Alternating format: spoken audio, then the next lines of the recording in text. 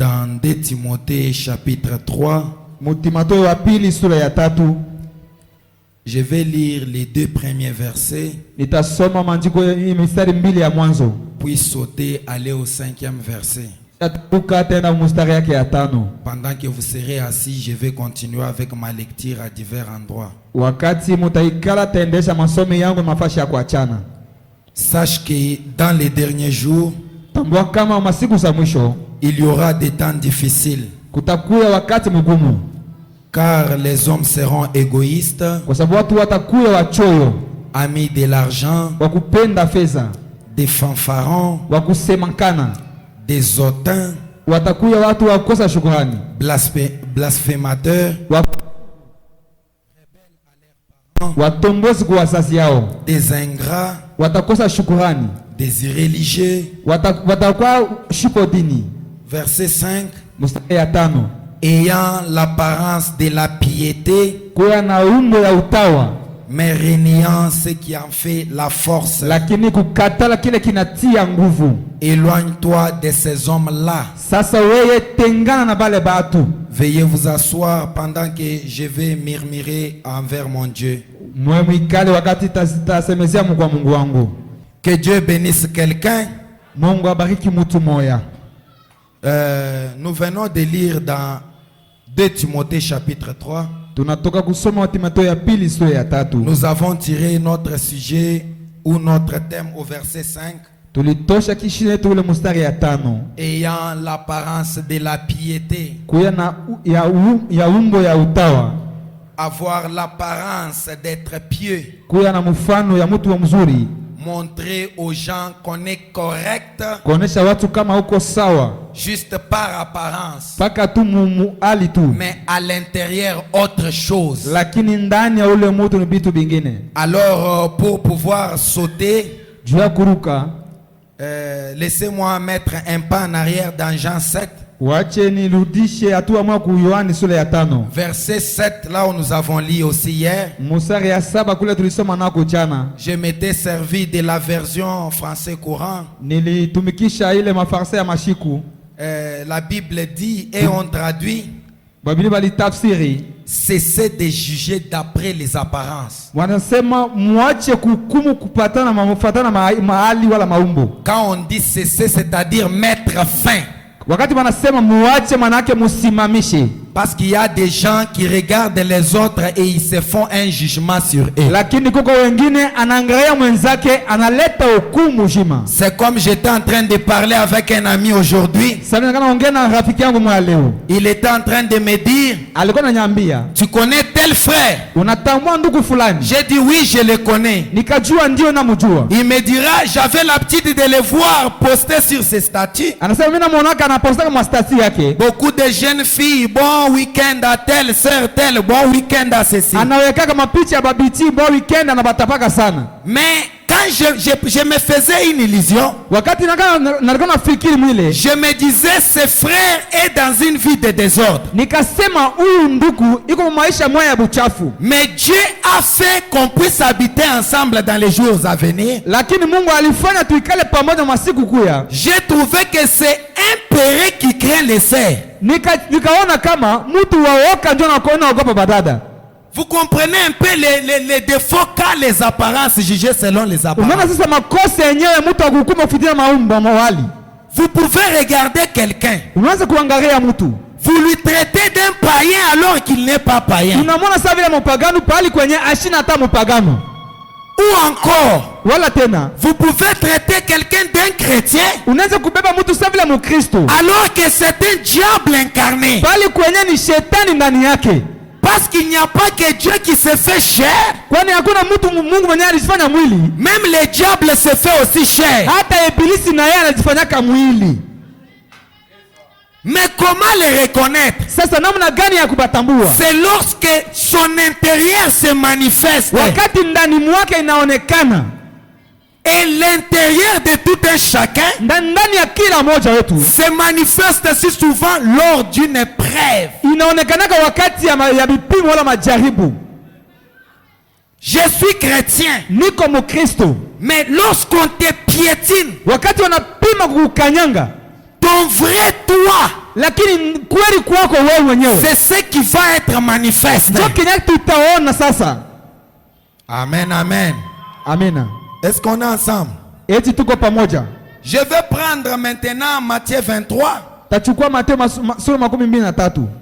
Parce que quelqu'un qui a l'apparence d'être pieux, c'est un hypocrite. Amen. Amina. C'est un hypocrite. Qui est un hypocrite? Venez un peu révérend. Je t'aime révérend.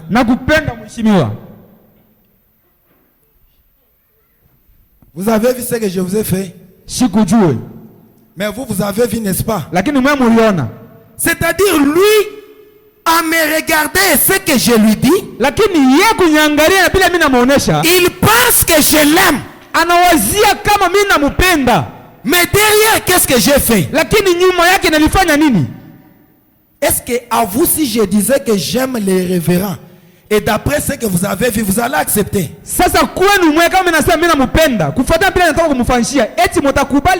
C'est-à-dire, ne vous laissez pas être aveuglé par les apparences. La vraie personne, c'est la personne interne.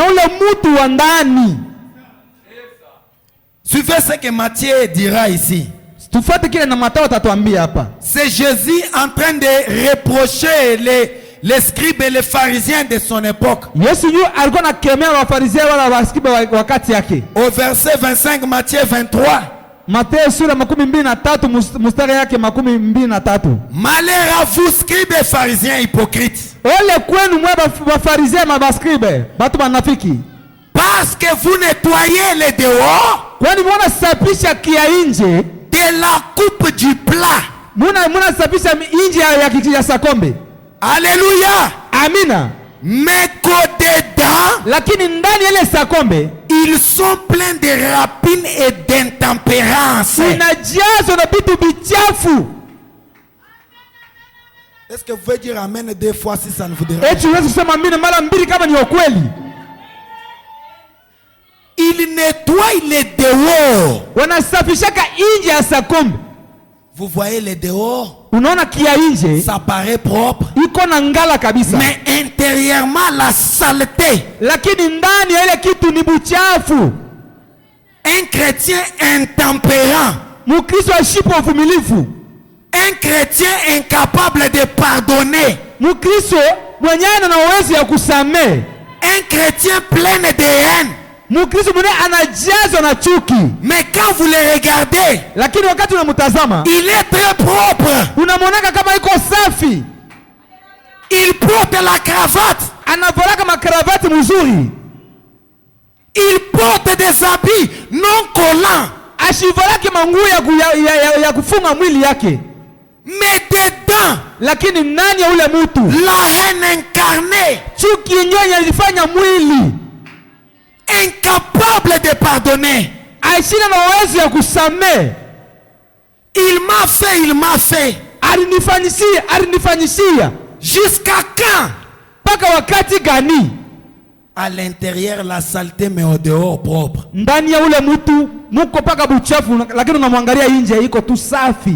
Précieux frère, et je vais vous faire réfléchir. Les pharisiens de l'époque de Jésus, ils portaient des cols pastorales, des robes, tout ça. Donc ils sentaient la sainteté.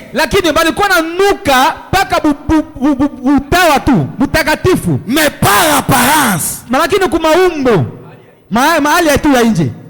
C'est pourquoi Jésus, ayant remarqué cela, il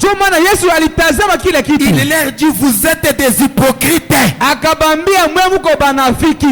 On vous appelle des pasteurs, mais dedans de vous, c'est la saleté. Il y a de l'intempérance. Il dit, nettoie premièrement l'intérieur de la coupe du plat.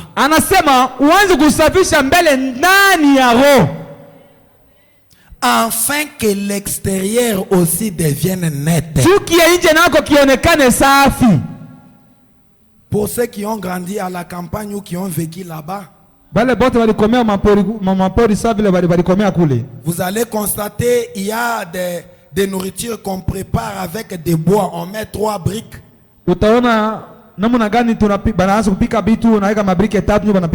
Et on met les bois en dessous. Quand vous regardez la marmite,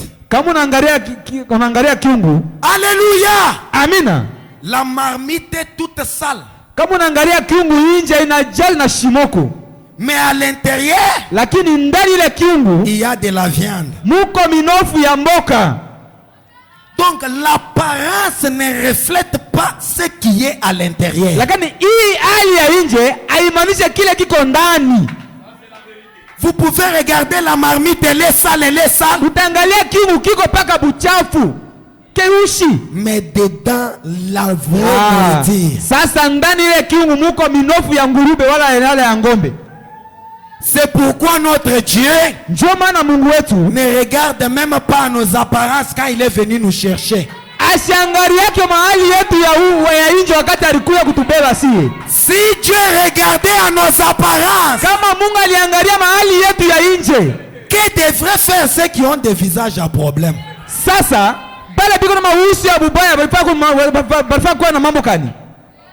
Que devraient faire les aveugles, mes frères? Mais Dieu, il regarde sa semence. Même si elle est cachée dans la saleté, au moment venu, il descend dans la saleté. Il ne regarde pas la saleté, mais il regarde, il partit de lui. Est-ce qu'il y a du amen? Dieu ne regarde pas les apparences. Aujourd'hui, il y a des précieux frères qu'on avait connus au teint noir. Aujourd'hui, ils sont des blancs.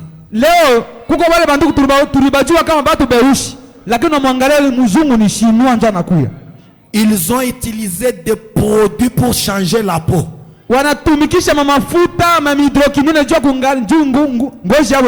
Je te dis ce soir, Dieu ne regarde pas à ça. Dieu ne regarde pas parce que tu es belle. Dieu ne regarde pas les longues robes. Dieu ne regarde pas aux longues cheveux. Dieu ne regarde pas à ça. Mais Dieu regarde à sa partie en toi. Je vous ai toujours dit quelque chose. Saul qu'on appelait Paul qu'on appelait Saul, c'était un meurtrier. C'était un tueur. C'était un persécuteur. Il tuait le peuple de Dieu. L'un de ces jours, sur le chemin de Damas, il a croisé la lumière, la colonne de feu. Et cette colonne de feu a changé Saul en pierre à Paul. Et quand il est devenu Paul, ce n'était pas tout le peuple de Dieu qui avait vu. Et quand Paul marchait, les gens fuyaient Paul. Il se disait, Paul arrive, on va nous tuer. Paul était meurtrier. Mais en réalité, ce n'était plus le Paul d'hier. Ce n'était plus Saul. C'était déjà Paul. Mais l'apparence était toujours la même.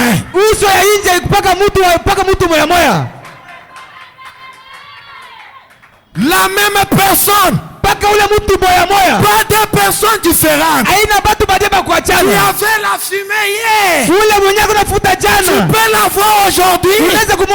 Sans la cigarette. Mais avec la même apparence. Pas mpaka ule mtu moya moya ule. Mais c'est quoi la différence? Sasa wachanisho ni nini? Son homme intérieur a été changé. Ule mtu wa ndani yake isha kubadilika. Est-ce que fait dire gloire à Dieu? Est-ce qu'il y a quelqu'un qui est victime de la grâce ce soir? Ça me rappelle encore une histoire. Un jour la mère règle, elle a perdu un œuf dans la basse-cour. Et un fermier a ramassé l'œuf. Il est allé mettre cela sous la poule. Et la poule a éclos cet œuf. Le petit aiglon grandissant au milieu des poules.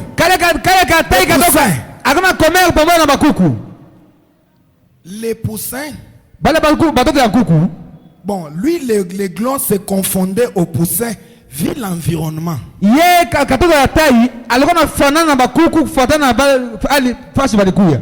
Et un jour, la mère aigle est descendue. Quand il arrive dans la basse-cour, il regarde. Il regarde. Il a jeté un cri. Le petit aiglon a redressé sa tête. Il a reconnu la voix de sa mère. Mais il était dans le poulailler confondu aussi avec d'autres poulets. Ce n'est pas parce que nous portons tous des cravates qu'on est tous des bien-aimés du Seigneur. Ce n'est pas parce que nous enfonçons, nous venons chaque jour à l'église. C'est ça, c'est ce qui veut dire que nous sommes chrétiens. Non et non. Mais c'est quoi la différence? Quand la mère règle trompette, les vrais enfants de Dieu, sans l'humilité de cœur, il sent l'humilité de cœur. Mais les poulets ou bien les poussins, il sent l'envie de venir me jeter même de la chair.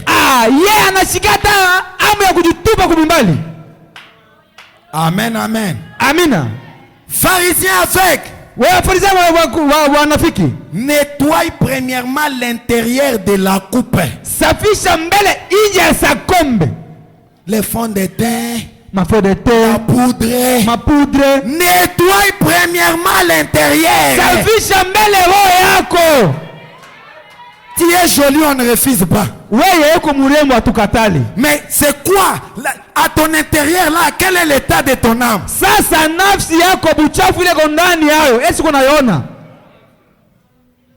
Vous arrangez bien les cheveux. C'est bien, ce n'est pas mauvais.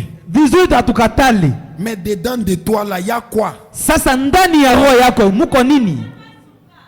La Bible dit, nettoie premièrement l'intérieur afin que l'extérieur devienne net. Vous connaissez la colombe? La colombe a des comment on appelle des plumes ou bien ces plumes sont très propres. Merci Seigneur. Les plumes de la colombe, ils sont très propres. Est-ce que je peux me répéter autrement? L'apparence de la colombe est comme ça. Mais d'où vient la propreté de la colombe? Cela vient de l'intérieur. Malachie 4 dit, il y a une huile. Oh, merci pour le glorieux Saint-Esprit. Il y a une huile qui sort dedans. La colombe ne fabrique pas. asitungake mafuta. La propreté de la colombe usafi ya njiwa n'est pas de fabrication locale. Aina mafuta ya karola vitu vingine. Mais d'où vient la sainteté de la colombe? Utakatifu ya njiwa inatokea wapi? Au-dedans d'elle. Inatoka ndani yake. Quand elle sécrète cette huile, wakati nile mafuta inatoka, l'huile sort et commence à nettoyer. Mafuta inatoka na ngayana safisha manyonya. Laisse la fumée. Acha futa. Laisse la boisson. Acha tu acha mtu. Laisse l'incrédulité. Acha mtu kwa mimi. Laisse la prostitution. Acha busharati. Quoi ça? Nini ile? Une huile. Ni mafuta inatoka ndani. Non créé, non fabriqué. Aina vitu vya hapa sasa. Une huile non fabriquée. Aina mafuta ya kutunga. Mais toi, lakini we, je ne bois pas. Msiaminie. Quand les gens ne sont pas là, wakati watu hawana hapo, unabeba kakopo bois.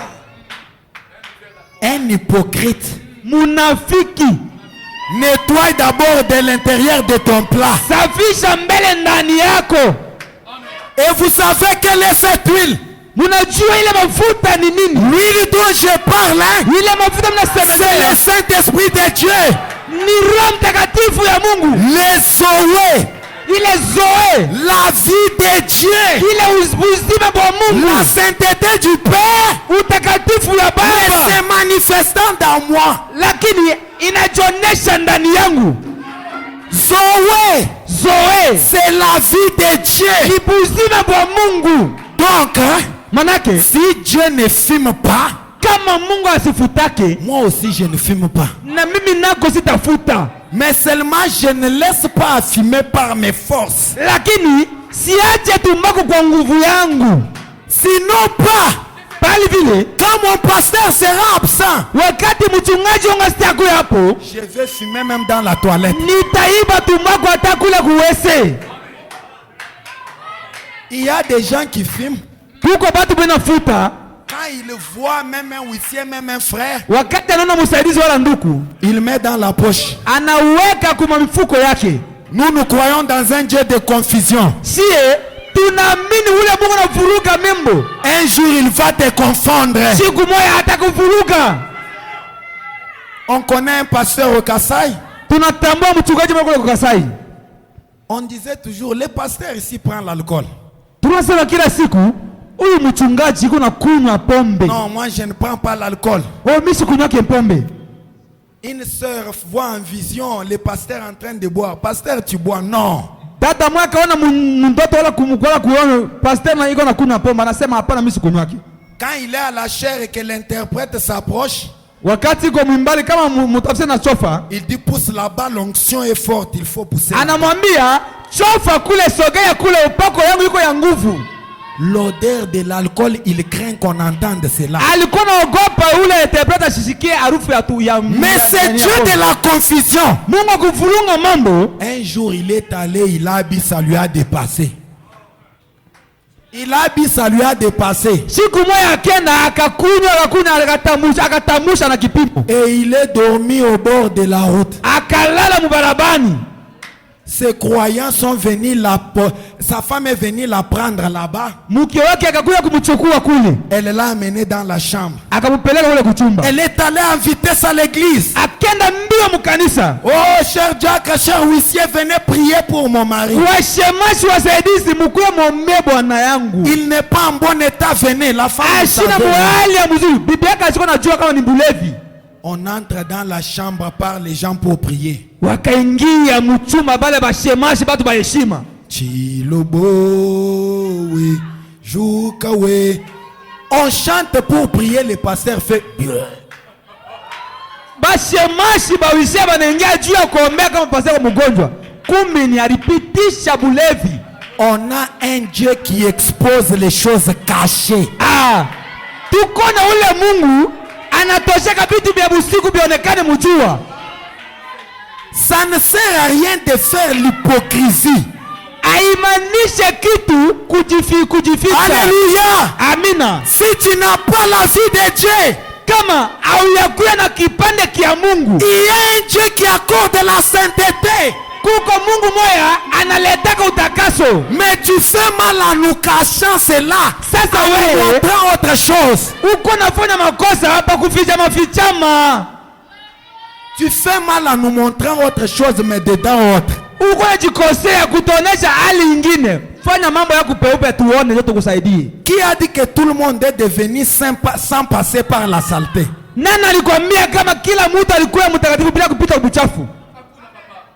Mais seulement paka un vrai enfant de Dieu, mtoto wa kweli wa Mungu, il a eu un temps de dire à Dieu ce qu'il est. Alikuwa na wakati ya kuambia Mungu kile yeye iko. Seigneur, Bwana, je suis un criminel. Mie niko mjambazi. Ne me laisse pas mourir ainsi. Usinyaji nikufe hivyo. Change ma nature. Badilisha hali yangu. Change ma façon de voir. Badilisha namna yangu ya kuona. C'est une telle personne qui peut voir la grâce. Mtu wa vile ndio ataweza kuona neema ya Mungu. Mais pas une personne. Aina ole mtu. Ces gens-là, ce sont des païens. Bale batu ni bapangano. Yanjo mutakatifu. Mais quand tu te retrouves aussi dans les secrets, wakati we unajikuta mficho musili unaangalia batu. Vous savez, mnajua même les voleurs avant de voler, hata mwizi mbele ya kuiba, il regarde à gauche, anaangalia kushoto, il regarde à droite, anaangalia kukume, il regarde devant, anaangalia kumbele, il regarde derrière, anatazama nyuma. Mais lakini il oublie de regarder en haut. Anasabaka kuangalia yulu. Parce qu'en haut, il y a quelqu'un qui a son œil ouvert. Kuko mtu mmoja kuna kaangalia hivi. Que Dieu vous bénisse. Mungu amibariki. Je continue. Mimi naendelea. Parce que vous ressemblez à des sépulcres qui blanchissent, des sépulcres blanchis. Juu mnafanana mile mama matuburi ya kungala. Alléluia. Amina. Qui paraissent beaux au dehors. Enye inaonekana vizuri nje. Dites-moi à votre frère, l'apparence se trompe. Waambie ndugu yako hali ya nje iko na landa. La prophétie avait dit que les gens auront l'apparence de la piété. Unabii ulisema kama watu watakuwa na hali ya utawa. Regardez ce que Jésus dit. Angalia kile Yesu alisema. Les sépulcres blanchis, ile matuburi ya kungala qui paraissent beaux dehors, inaonekana mzuri sana nje, et qui au-dedans, lakini ndani ile matuburi sont pleins d'ossements de mort, kisha kujaza na mifupa ya batu ya kuoza, et toute espèce d'impureté, na vitu vyote ya buchafu. Un chrétien, Mukristo qui ressemble à un tombeau qu'on a embelli avec des carreaux. Mwenye anafanana kile kituburi banaweka makaro ya meupe. Quand vous regardez, vous pouvez même vous dire, kama unaangalia unasema, en tout cas si je mourrais, faites aussi moi, faites pour moi. Utatapa sema hata kama nakufa munifanyishie tuburi ya hivi. En tout cas, j'aime être comme les frères Pater. Mimi napenda niko sawa ndugu Pater. Est-ce que tu sais réellement ce que Pater a son intérieur? Esi unajua ukweli kile kuko Pater ndani? Tu veux être comme lui, est-ce que tu sais ce qu'il est? Unapenda ukue saa yeye, unajua kile yeye iko. C'est pourquoi moi, j'aime être comme Jésus. Napendaka nikue kama Yesu. Être comme Jésus. Nikue kama Yesu. Tout au long du voyage. Maisha yangu yote, safari yangu yote. Pas être comme serviteur tel. Aina nikue sawa vile mtumishi Andre wala mwingine. Si frère André, je donne un exemple, je ne dis pas que c'est ça. Naleta tu mfano kwa ndugu André. Si frère André est dans la saleté, kama ndugu André kwa buchafu, je ne vais pas le suivre pas comme modèle. Misipende mufate sawa vile mfano yangu. Mais mon modèle à moi, c'est le modèle de la parole. Mfano yangu ni neno ya Mungu. Bivons, il n'y a pas de problème, bivons. Tulevike kuna mambo tulevike. Vous commencez à prendre. Non, si serviteur Enoch boit aussi, donc c'est lui connaît les Écritures. Sa vile mtumishi Enoch njoo yeye anajua Bwana sana hivi anakunywaka kumbi pombe ni ya mzuri nitakunywa na mimi. Non, ne faites pas ça. Usifanye ile kosa. Le modèle d'un chrétien, mfano mkristo, c'est la parole pure et sans mélange. Ni neno la Mungu bila mchango bila doa. ya safi. Frère Branham dit, la Bible dit, Biblia inasema, vous de même, moya au dehors, nje yenu, vous paraissez juste aux hommes. Munaonekana vizuri mbele ya batu. Mais au dedans, lakini ndani, vous êtes plein d'hypocrisie, munajazwa na munafiki et d'iniquité. Na tena na maovu. Tu dis quelque chose, unasema kitu, mais au dedans de toi tu réfléchis comment jongler. Uko na waza namna gani ya kuizunguruka, ya kuibia.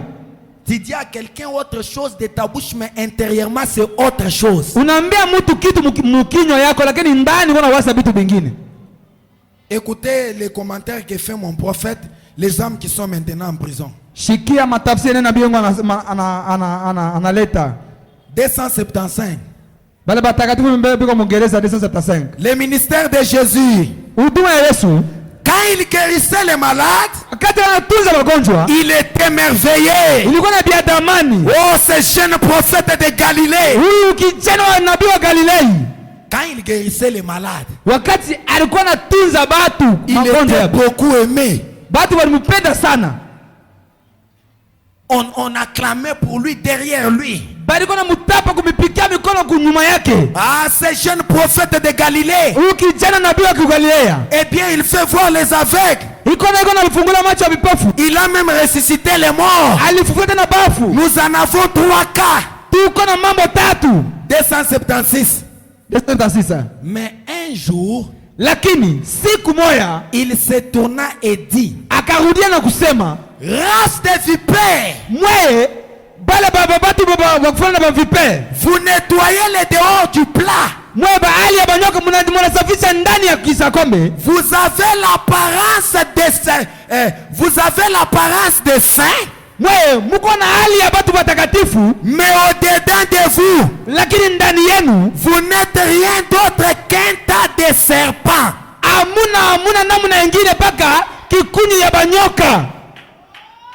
Est-ce que j'ai répété Branham? Au dehors, vous avez l'apparence d'être saint. Mais au dedans, ce n'est rien d'autre qu'un tas de serpents. On avait toujours l'habitude de dire là-bas, dans les Chiluba, kunangi jiji kalongo mbiji chijini mushinga chijimunda mwakalongo. C'est-à-dire, mais voilà, ne vous réjouissez pas, ne considérez pas la beauté de l'assiette. On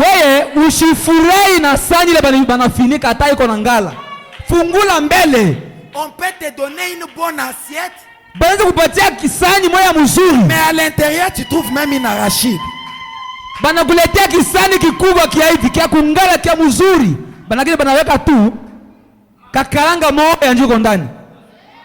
Mais tu regardes la marmite de la campagne. Sasa unaangalia kiungu ya kula kumukini. Au dehors noir de fumée. Nje inajaa na shimoko. Mais à l'intérieur, lakini ndani la bonne nourriture. Uko chakula mzuri.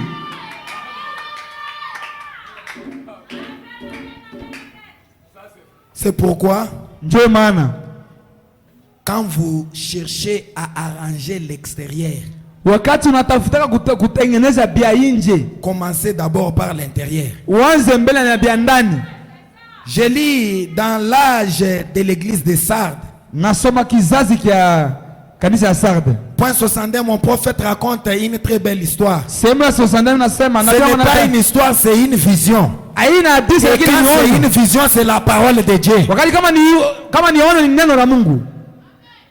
Frère Branham raconte, il dit, je me rappelle qu'à ça, dans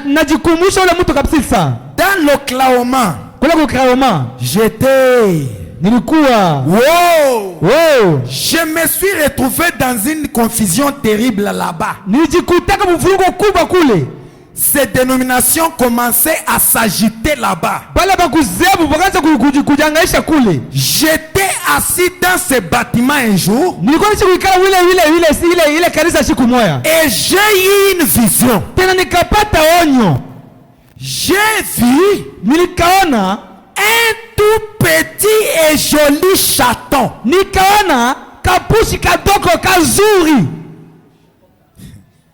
Alléluia, alléluia. Amina. Un tout petit joli chaton.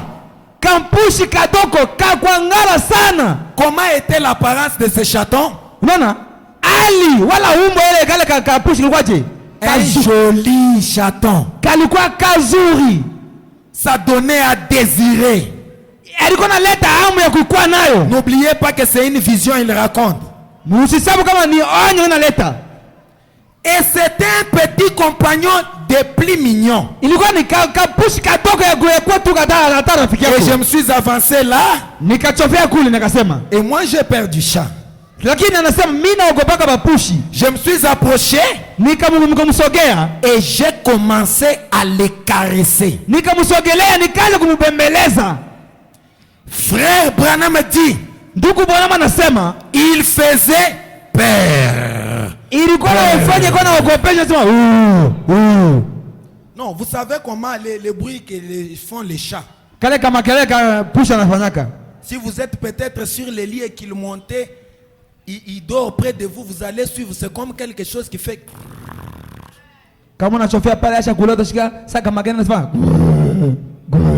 C'est ça, quand les prophètes faisaient, ils faisaient.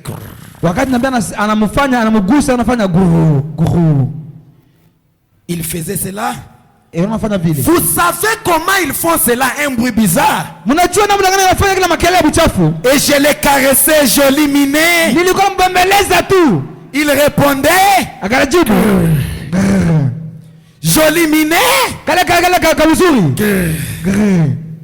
Tout gentiment.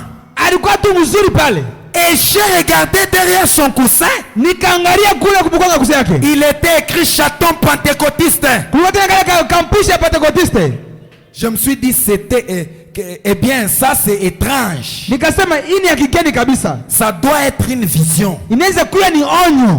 Et quelque chose m'a dit. Tant que tu caresses ses poils, dans ce sens, tout va bien. Quand Jésus guérissait les malades, ce prophète de Galilée, il guérit les malades. Il sauve, il fait des choses. Mais quand il s'est avancé droitant leur vie, ça lui a coûté la crucifixion. Ces chats, Frère Branham dit, si tu veux voir quel bois il s'échauffe, je n'ai pas encore dit ça. J'ai dit, si tu veux voir de quel bois il s'échauffe, donc si tu veux voir sa vraie nature, c'est qu'il est, essaye maintenant de rebrousser le poil. Quand je l'ai caressé, à rebrousser les poils, il fit sortir ses yeux verts. Il était devenu un monstre. Ce tenant-là, me crachant dessus avec toute la méchanceté. Vous comprenez? L'apparence trompe.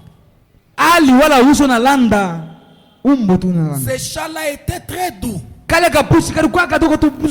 Frère Branham nous avait dit qu'un vrai chrétien, on les reconnaît lors d'une tension, lors d'une épreuve. Ce chat, quand on a essayé de remonter ses poils, essayer d'aller contre ses désirs, pima wende nje ya matamaa yake. Il s'est fâché. Akashirika. C'est pourquoi vous allez voir quand nous prêchons de tels évangiles, même les amens ne sont pas nombreux. C'est pourquoi il faut être un serviteur de Dieu assis pour prêcher sans amen.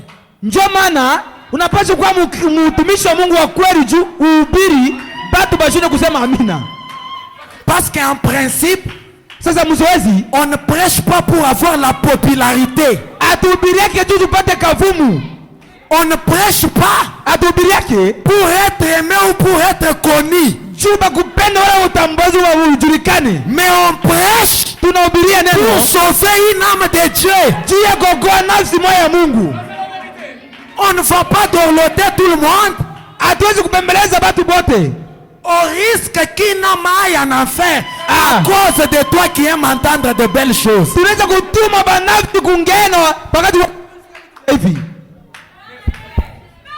Vouloir aimer. Non, parle-nous quand même. Et j'arrive là. Si tu es malade, que Dieu te bénisse. Si tu as besoin des habits, prends les habits. La Bible dit. Est-ce qu'il y a quelqu'un qui croit à la Bible? La Bible de Dieu dit, vous ne pouvez pas prendre vos perles, vos pierres précieuses, vos perles, et les jeter au pourceau. Vous allez les perdre. Quand tu auras la vie de sainteté, tu sauras que dans les messages il y a des prédicateurs puissants. Puissants dans l'enseignement, puissants dans l'évangélisation, puissants dans tous les domaines. Mais tant que tu es encore inconverti, on doit d'abord nettoyer l'intérieur.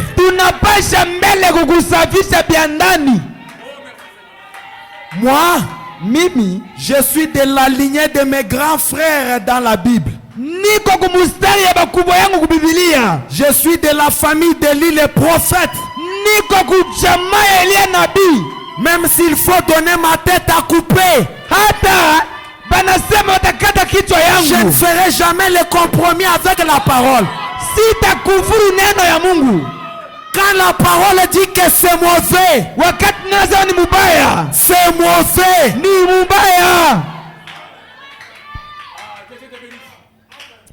Merci Seigneur. Si tu veux voir comment je m'échauffe,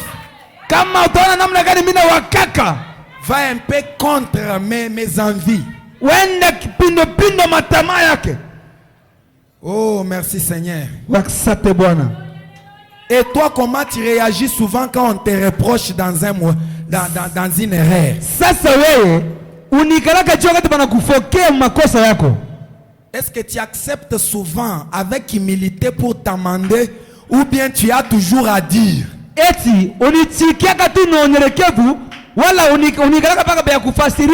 Non, quand j'ai fait ça, c'est parce que vous voyez, quand j'ai fait, je voulais. Quand je voulais faire, maintenant c'est quand c'est arrivé comme ça. Non,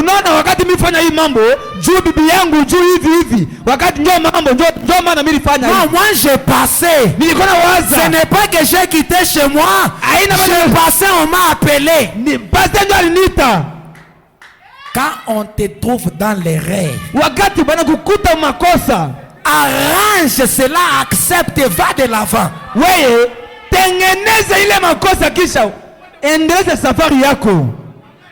Il n'y a aucun prédicateur, il n'y a aucun frère qui a un ciel à t'envoyer ou à t'amener. Dieu était très sage. Quand il a pris la clé du royaume, wakati abeba fungule ya mbingu, il a donné à Pierre. Akakabula Petelo. C'était pour que Pierre ouvre les gens entrent au ciel. Mais on n'a jamais donné à Pierre la clé du séjour des morts. Pourquoi? Si on les lui avait donné, tout le monde, il allait les envoyer en enfer. Parce qu'on est encore sur la terre, dans un combat. Tu me trouves un peu, je regarde mal mon frère Shamgar. Ah, c'est un païen.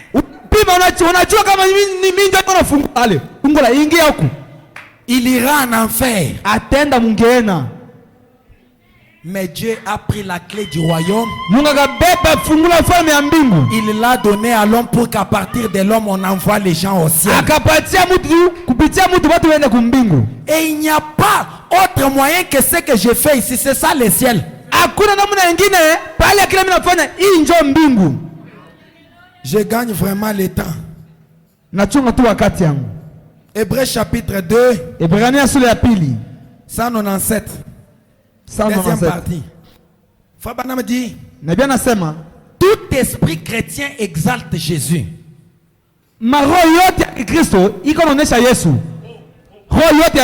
Tout esprit chrétien doit exalter Jésus. Pas seulement par vos lèvres, mais par votre vie. Vos lèvres peuvent déclarer quelque chose et votre vie a manifesté une autre.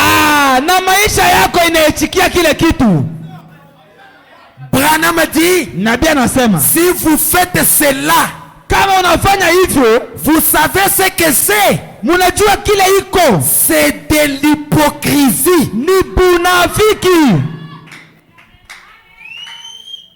Je saute, je prends encore l'autre citation, mon temps va bientôt terminer. La seconde venue du Seigneur. Frère Branham dit, comme nous parlons de l'hypocrisie, point 80, il dit, imaginez-vous que vous rentrez chez vous la nuit, fatigué, las, épuisé, que vous soyez fermier, mécanicien, prédicateur, peu importe votre métier. Être aussi prédicateur, c'est aussi un métier. En rentrant, lorsque vous rentrez, vous entrez dans votre petite maison, vous brûlez ardemment de pouvoir atteindre votre domicile. Vous ouvrez la porte, vous trouvez une douce petite femme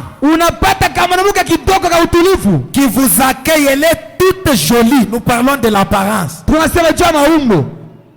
Elle est toute jolie et nette.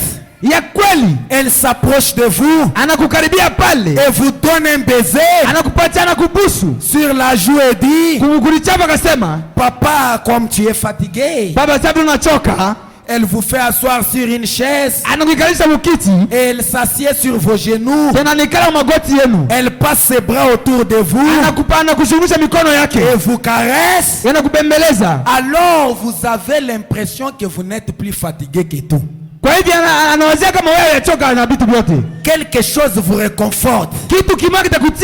C'est quelque chose que Dieu vous a donné dans ses biens. Écoutez, 81. Mais qu'en sera-t-il si ses lèvres à elle, les lèvres de la jolie femme là, nous parlons de l'apparence, les lèvres de la jolie femme là, avait baisé un autre homme ce jour-là, ou à un autre moment, qu'en serait-il si vous saviez bien cela Et qu'en sera-t-il si ses bras avaient étreint un autre homme? Elle est carrément une abomination sur vos genoux. Ses baisers brûlent comme un baiser de Judas. Judas a dit aux gens, la personne à qui je donnerai un baiser, c'est celui-là que vous allez arrêter. Mais au lieu de venir et le faire, maître, je t'aime. Il vient, il dit à Jésus, maître, je t'aime. Jésus lui a dit, mon ami, fais ce que tu es venu faire. Un baiser pimenté.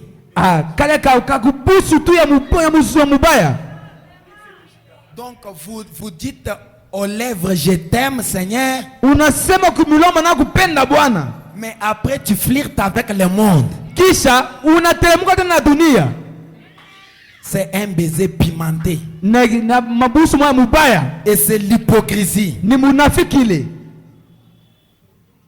Je lis la dernière ou l'avant-dernière citation. Frère Branham dit combattre ardemment pour la combattre ardemment. Point 6. Descendez un peu vers la fin là. Combattre ardemment au point 6. Descendez vers la fin, je vais lire quelque chose concernant l'hypocrisie. Vous allez comprendre que c'est mauvais. Si l'hypocrisie avait une forme physique,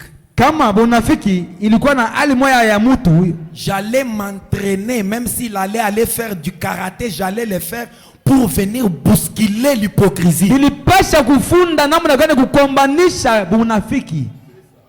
Et le rouler jusque même de l'autre côté. Mais comme l'hypocrisie c'est quelque chose de spirituel, nous le bousculons avec la parole de Dieu. Frère Branham dit ceci. Remontez un tout petit peu. Frère Branham dit, je fais comme mon père, mon ami. Je préférerais, arrêtez-vous ici. Je préférerais aller au ciel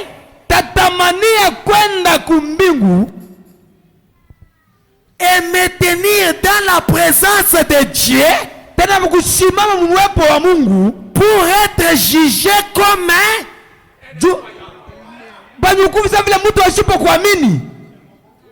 plutôt que d'aller au ciel et être jugé comme un hypocrite.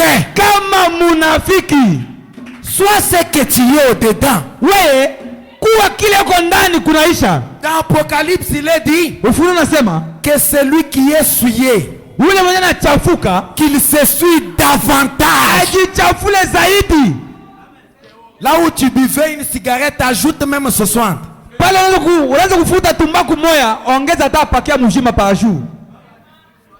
Que d'être un hypocrite aux yeux de nous, tu nous montres que tu ne bois pas, mais en secret tu le fais. Branham dit mieux vaut aller au ciel comme un incroyant. Les gens que vous appelez les païens qui sont là-bas, qui font du désordre, n'importe quoi là. Branham dit mieux vaut aller au ciel comme l'un de ces gens que d'aller au ciel comme toi qui es ici, qui dit que tu es chrétien mais tu fais autre chose.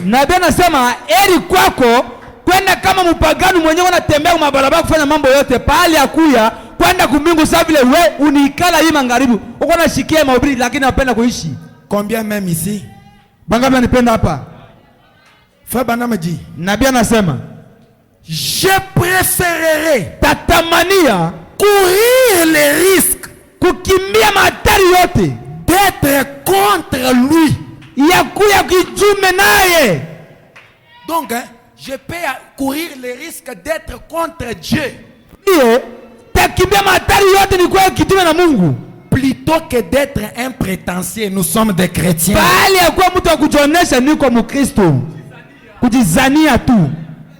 Je suis un chrétien, mais tu ne l'es pas. Veuillez vous tenir debout. Puisse-t-il être froid ou brillant. Mais puisque tu es tiède, ce que font les chrétiens, tu ne le fais pas, mais tu nous montres que tu es chrétien. La Bible dit, je te vomirai. On ne prêche pas comme ça pour effrayer quelqu'un, mais nous prêchons pour que ton âme sente que la voix du Seigneur m'appelle.